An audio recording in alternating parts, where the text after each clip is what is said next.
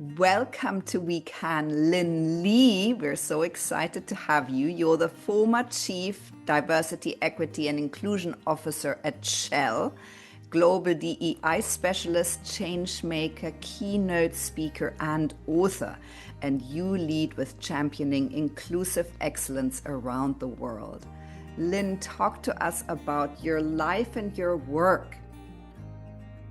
Well, thanks, Stephanie. It's such an honor to be on your podcast. Wow, that's a big question that you've asked about my life and my work. Maybe three things that I'll share. My childhood, I was born and raised on a farm in Singapore, which is quite unusual because Singapore is largely a city today. And that really taught me very much. The early days, early learnings about values, about family, community.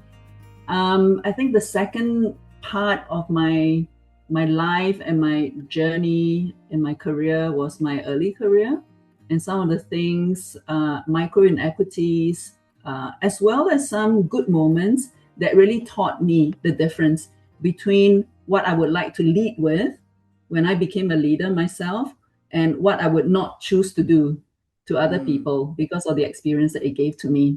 So that was early career. And then as a senior leader myself, some of the things which I still treasure today because of the teams that I've led and the friendships that I've made, which are still ongoing even after I've left the company. So I would say those three things are really important to me. And perhaps, Stephanie, you can already pick up that to me, relationships, bonds, communities means a lot to me. Yeah. Lyn, talk to us about you sort of those pivotal points, if we can go into some more depth, the pivotal points that sort of catapulted you from one phase to the next, and expand a little bit on what you're doing now. Yeah. So I talked about my early career and some of the moments that got me thinking about what type of leader I wanted to be. And I have on many platforms talked about this. I remember when I was a junior consultant and I was actually removed from a project because I was expecting my first child in my first trimester, and obviously didn't look very professional in maternity clothes. And I was actually moved out of the project because I didn't look professional in my maternity clothes. Isn't that crazy? Yeah, it's crazy. I think two things, my reflection. The first thing was that as a young person then in her late 20s, I accepted it. I accepted that that was the business world, and I accepted being moved out of the project without maybe having a discussion about it and finding out what exactly is the problem. Perhaps that was the excuse. Perhaps that wasn't the issue. But I did not pursue it. I did not have the courage, but I also felt like I wouldn't have anyone who would support me to give me that courage. Yeah. So that's one. I think in my early career as well, I've had people who supported me wholeheartedly. Without, as a young person, you have maybe potential more so than performance. And I remember all the leaders who gave me a chance and who took a bet on me and gave me projects which helped me to soar and grow. And again, those are things, again, that difference, right? Being taken off something because you're perceived as something, a performance, perception, and then someone else who actually takes a bet on you. So that has really kind of created quite a deep impression on me. So that's one. I think the second one would really be that pivotal moment in time. I remember when I was offered the job of vice president for business operations, and it was a big job, a huge step up from the role that I was doing, which was global business partner. to the vice president of a very big construct and leader of communities with many hundred people from across the world reporting into me. And I was offered that job when my mom was in her last stage in her life. And I had to make the decision if I should take the job because mom was really ill, or to not take the job. Yeah. And and it was a big job. I didn't know all of it. I remember speaking to my ex-boss then, and she said, obviously you don't know everything about the job, because if you did, then this job would not be suitable for you. It would have been challenging. That was one. And the other thing that showed the empathy, again, of a leader versus someone who may have reacted differently was she said, well, take the time and know that you will be supported because your mom is ill. So even if you accepted the job, right, we will support you. And that is, again, a mark of good leadership. Yes. Someone who wants to take a bet on you, but know that perhaps the timing is not there, but to not allow for you to miss that opportunity. Because I was at a crossroad. It was a really tough time for me. Yeah. And it was very emotional. And I didn't know what to do. But anyway, to end that story, I accepted the job. I spoke to my mom. She encouraged me, and she said she wanted me to fly, right, to dream as big as possible. And she passed away a week after I got the job. Wow. So yeah, that was be something that will stay with me for a long time. Yeah. Lyn, you were the first Asian Global Chief DEI Officer.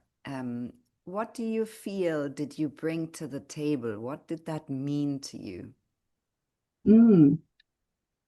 Well, I didn't want the job initially, and I turned it down a couple of times. And then when it was suggested to me again, offered to me again, I thought that perhaps there was more than meets the eye. Perhaps I am the person for it, that people saw that I could do the job.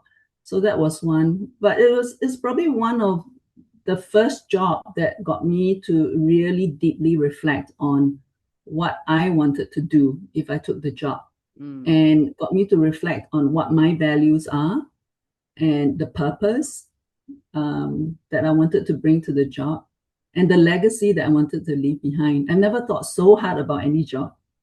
Yeah, but for this job, it somehow felt important because I didn't want the job. I was enjoying myself so much in the role that I talked about as a VP for business operations with the community.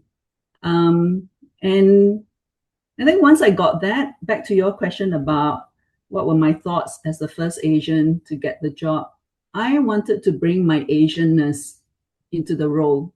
So the values of respect, the values of community, the values of kindness, which is what I learned growing up, those became really important to me.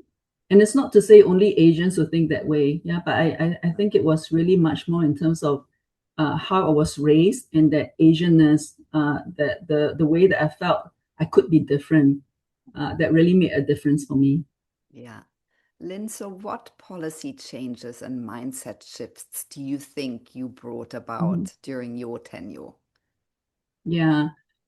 Well, I think many people quickly get into policies.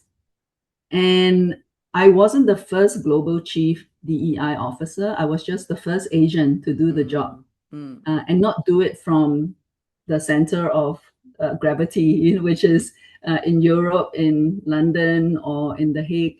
I did it based out of Singapore. So again, I could have launched right into policy, but I wanted again to start influencing policy by talking about real stories. I wanted to influence policies from policymakers, and also from, this was within Shell, right? So we're talking about policy changes such as introducing paternity leave, introducing global frameworks for inclusion, regardless of where you are in the world. So, for example, LGBT framework in terms of how we are inclusive, no matter which location we're at, but still being very cognizant of the fact that there are some countries where this would be much more sensitive than others.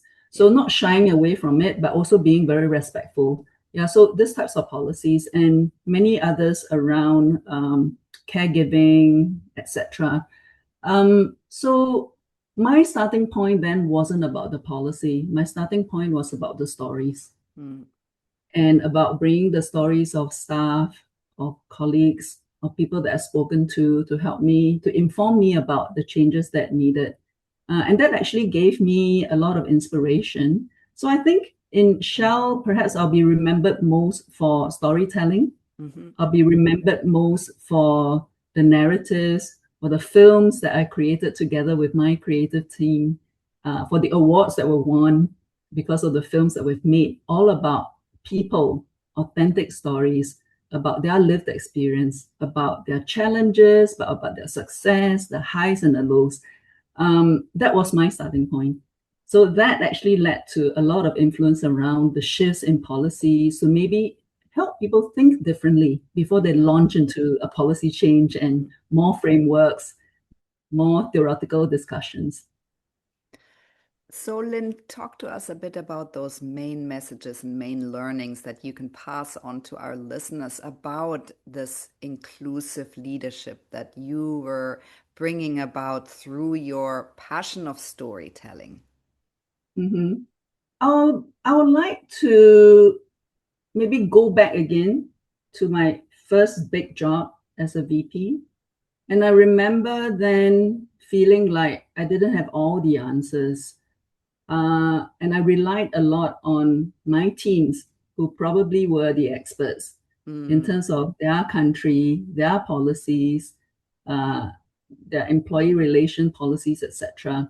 And I also remembered that as a leader, the most important thing was, I used to tell my teams, it's not about the work that we do that we'll remember years later, decades later, but it's about the memories that we build and the memories that we share together that will last us for a lifetime. So that's one thing that I've taken with me for all the other jobs, especially the DEI job.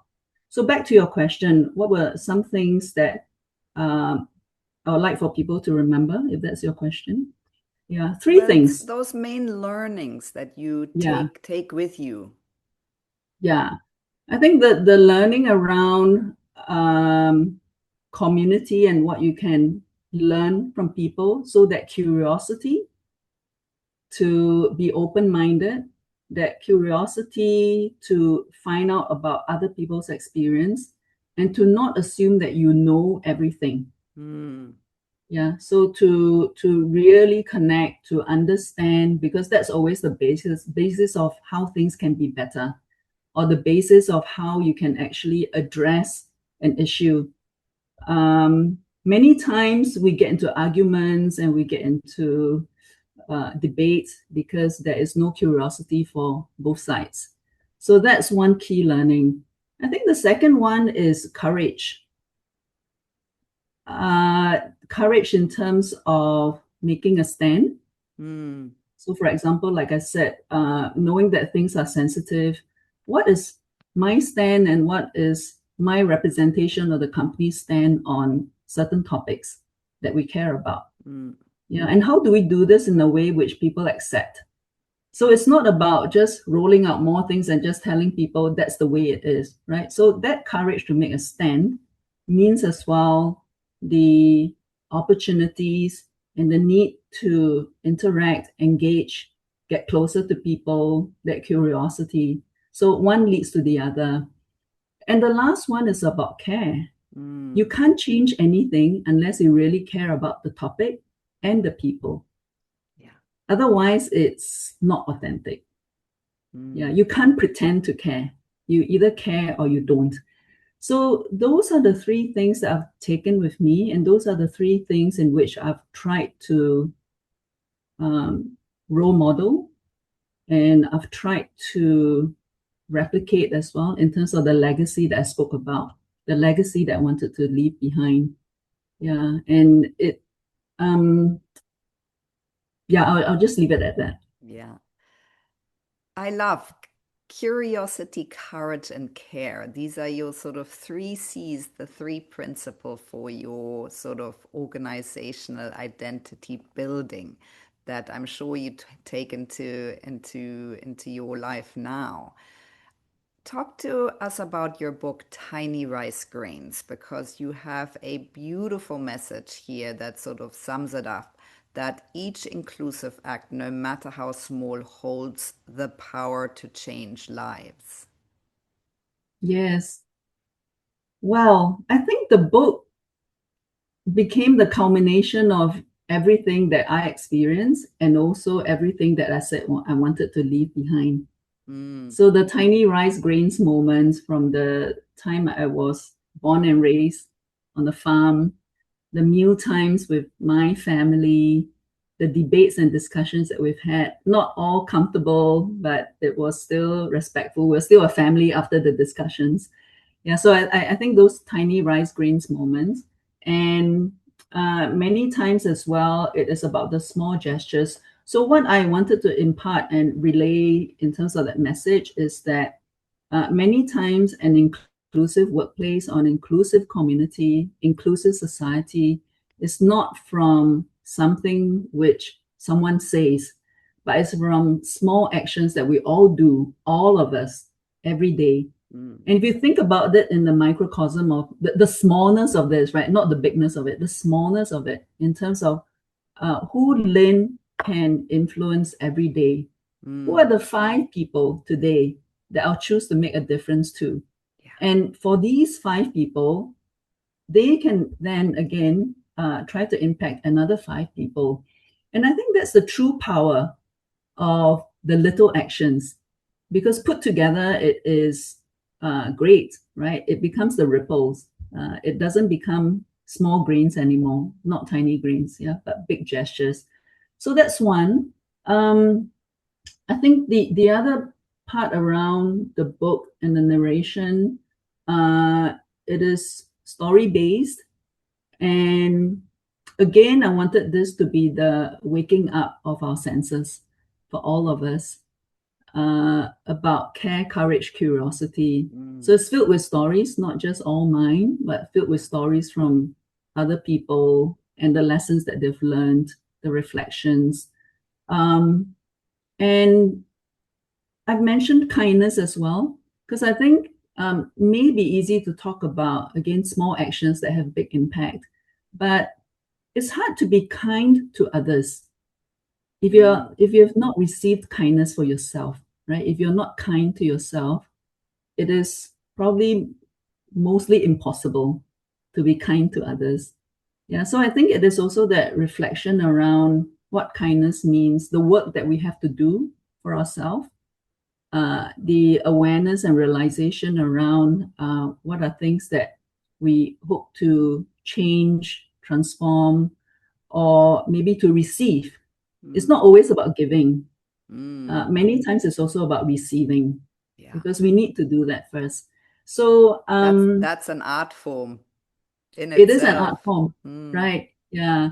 I mean, I joke many times that it's so easy for me to talk about this now, right? About kindness, about receiving, about the fact that self-care is as important as care for others. But we all are like this, right? If we feel that we've done something not so well, we beat ourselves up. Yeah. We ask all the questions about why didn't I do it better, right?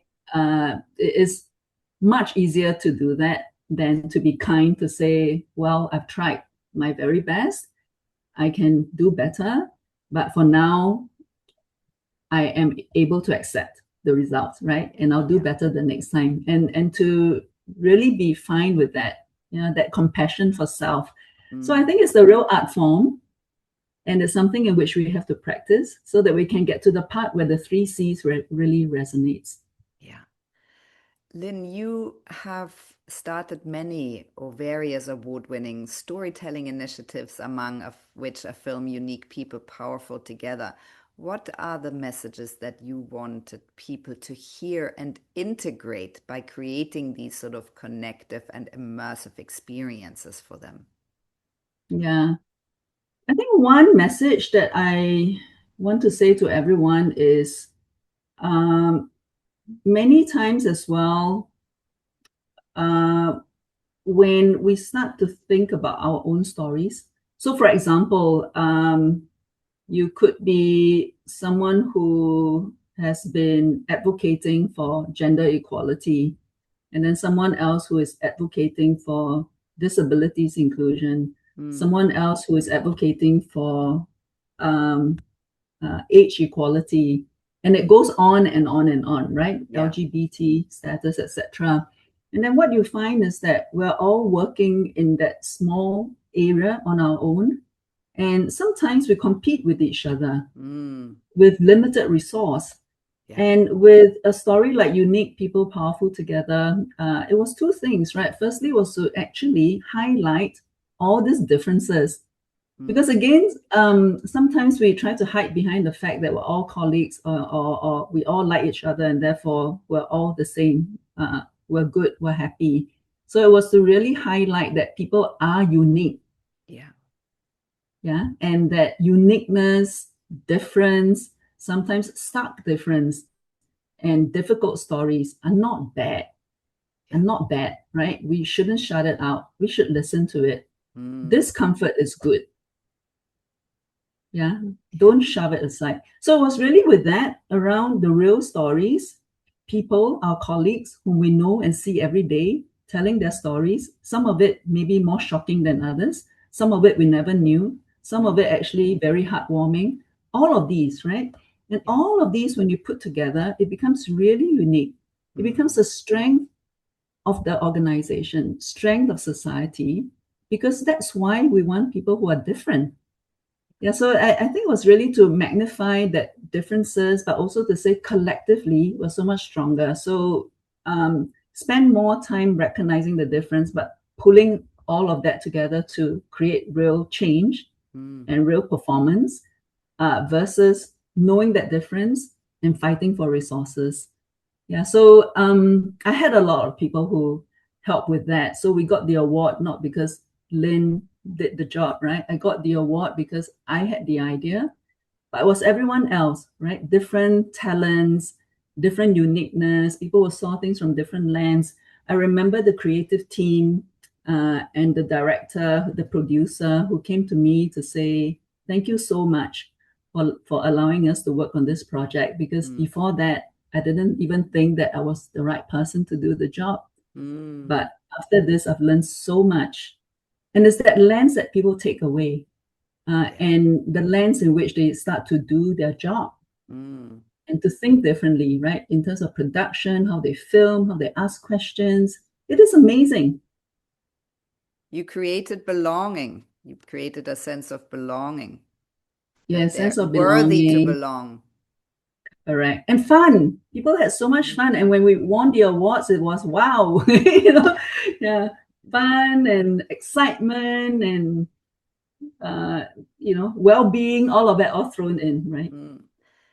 Lyn, this story of you being a young woman and excluded from a project due to being pregnant to now, what do you feel are your biggest achievements? Wow. I think my biggest achievement would be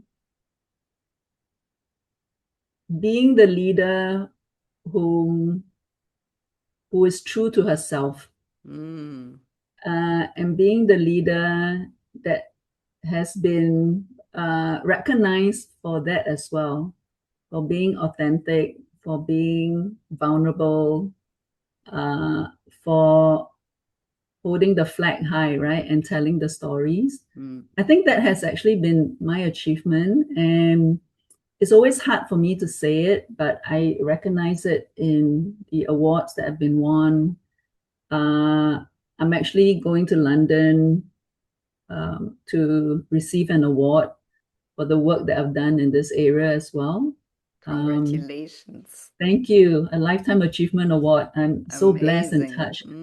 Yeah, and I think just by the people who continue to keep in touch, to reach out on LinkedIn, or sometimes if they're my colleagues or friends who reach out on WhatsApp, if they have a question. So yeah, I still get that. And I think I do want to recognize that then this is my strength, and this continues to be the platform in which I can continue to do the work. And now on a global platform, not just for one company, but for the world. That's how I want to see it. So what do you feel matters most to you now, Lyn, and how do you want to matter with this, completely global platform you've built for yourself? Yeah. Well, I always thought that when it came time to leave Shell, and that is now about 1.5 years ago, I had always thought that it would be the world stage, but for the same type of work.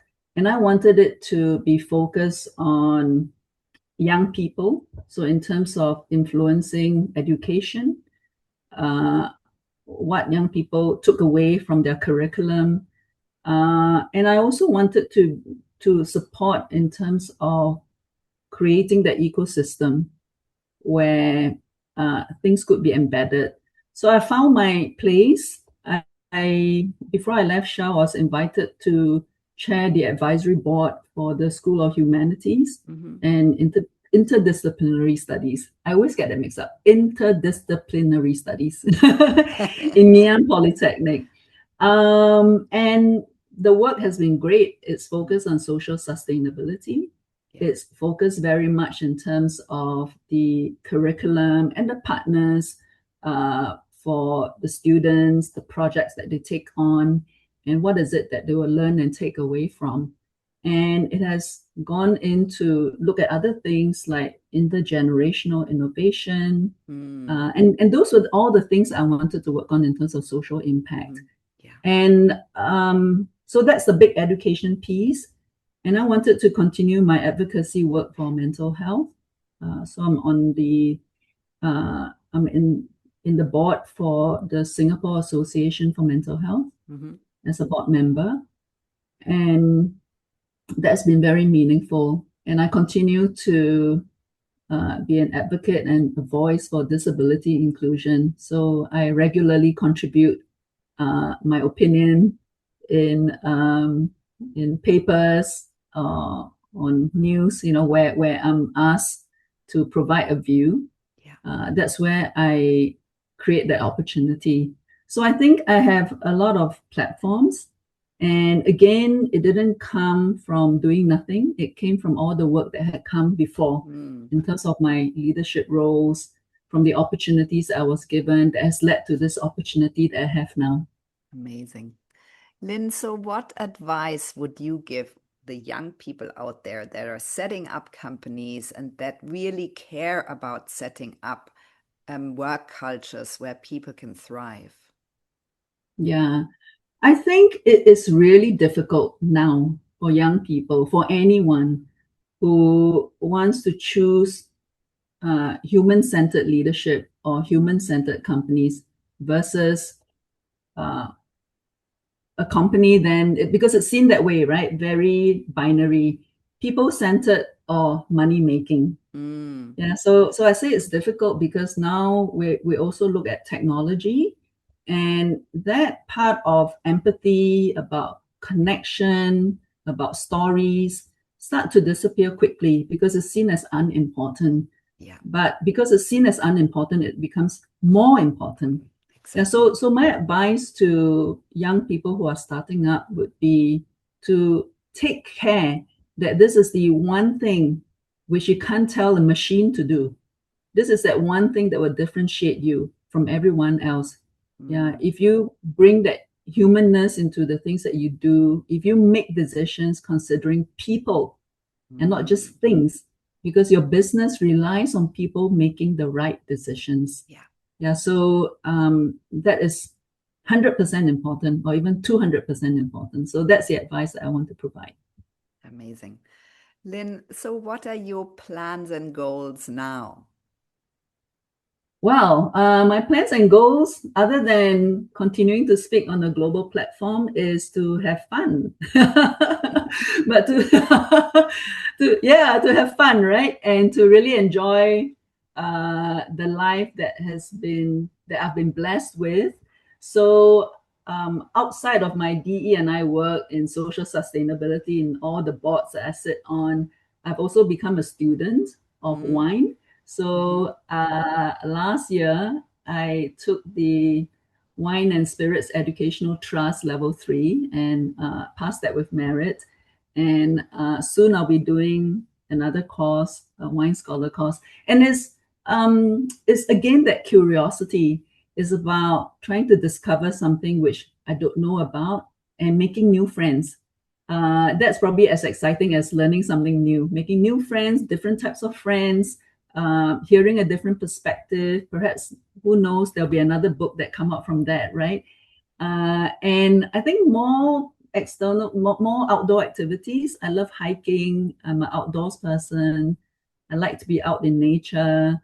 So yeah, having more fun doing all those things and not waking up to be time bound, right? Running into meetings and all that, but waking up and enjoying the day and reflecting and taking it slow. This is what I plan to do more of. Yeah, amazing. Lyn, so what takeaways would you like our listeners to have from your story if you had to sort of sum it up? Yeah, I would say Tiny Rice Grains is about the 3 C's. It is about curiosity, it's about the courage to act differently, and it's also about the care, self-care to others. And on top of it, to be kind. I think this is what the world needs today. I wrote that book and conceptualized the book without thinking that this is the much needed message today. So I think, yeah, this would be, in summary, what it's about. It's about stories around human-centeredness. It's heartwarming, it's inspiring, and that is what I would like for people to get, because from that, I hope that it would inspire you to also tell your stories and to tell other people's stories so that we can all learn more and learn in different ways. Lyn, thank you so much for such a beautiful story, for all the advice you passed on, for leading in a human-centered way, which is now more important than ever before. I love that you said small steps to being true to yourself. We'd love to encourage everyone who's listening. What are the small steps you can take to be a little bit truer to yourself today? And who are the 5 people you can influence and inspire today? Thank you, Stephanie. It was a pleasure to be on your podcast.